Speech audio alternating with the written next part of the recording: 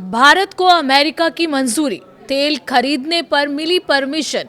क्या अब भारत को रूस से तेल खरीदने के लिए भी अमेरिका से अनुमति लेनी पड़ेगी? 30 दिनों की छूट और वो भी वॉशिंगटन से। क्या ये भारत की ऊर्जा सुरक्षा का सवाल है या फिर नई वैश्विक राजनीति का संकेत?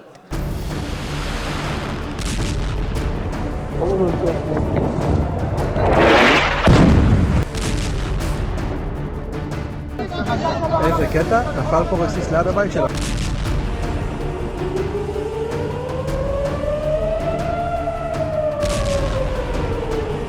नमस्कार, मैं हूं वंदना त्यागी और आप देख रहे हैं न्यूज 18 राजस्थान का डिजिटल चैनल।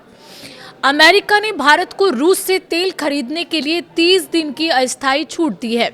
अमेरिकी वित्त मंत्री स्कॉट बेसेंट ने सोशल मीडिया प्लेटफॉर्म एक्स पर बताया कि ये छूट इसलिए दी गई है ताकि वैश्विक तेल सप्लाई बनी रहे। लेकिन सवाल यही है, क्या भारत को अब रूस से तेल खरीदने के लिए भी अमेरिका से इजाजत लेनी चाहिए? दरअसल अमेरिका ने रूस से तेल खरीदने पर भारत पर अतिरिक्त 25% टैरिफ लगाया था। इससे भारत पर कुल अमेरिकी टैरिफ लगभग 50% तक पहुंच गया था। फिर फरवरी 2026 में अमेरिकी राष्ट्रपति डोनाल्ड ट्रंप ने कहा कि भारत ने रूसी तेल आयात कम करने का वादा किया है, इसलिए टैरिफ घटाकर 18% किया जाएगा। लेकिन चेतावनी भी दी गई, अगर भारत रूस से तेल आयात कम नहीं करता तो टैरिफ फिर बढ़ाकर 25% कर दिया जाएगा। यानी साफ संकेत था कि अमेरिका चाहता है कि भारत रूसी तेल पर निर्भरता कम करे। भारत ने इस पर साफ कहा था कि 1.4 अरब लोगों की ऊर्जा जरूरतें और ऊर्जा सुरक्षा भारत की सर्वोच्च प्राथमिकता है। युद्ध का क्या असर है? मध्य पूर्व में जारी तनाव ने स्थिति और जटिल बना दी है। अमेरिका और इजराइल के हमलों के बाद ईरान ने स्ट्रेट ऑफ हॉर्मुज को बंद करने की चेतावनी दी है।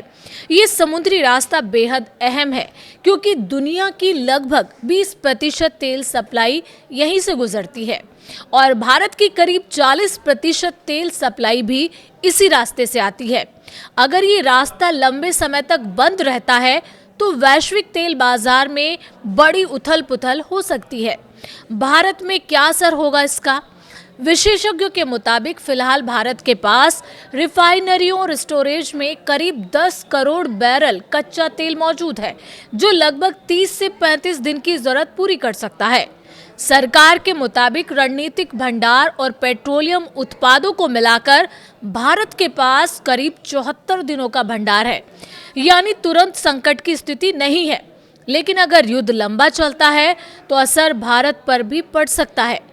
और इस बीच विपक्ष ने भी सरकार पर हमला बोला है।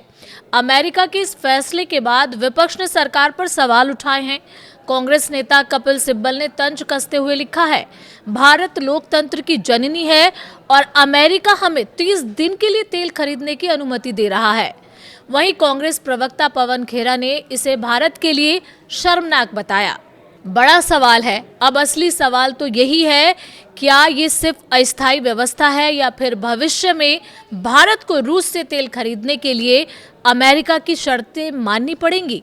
और क्या हाल ही में हुई ट्रेड डील के बाद भारत की स्वतंत्र विदेश नीति और ऊर्जा नीति पर दबाव बढ़ रहा है?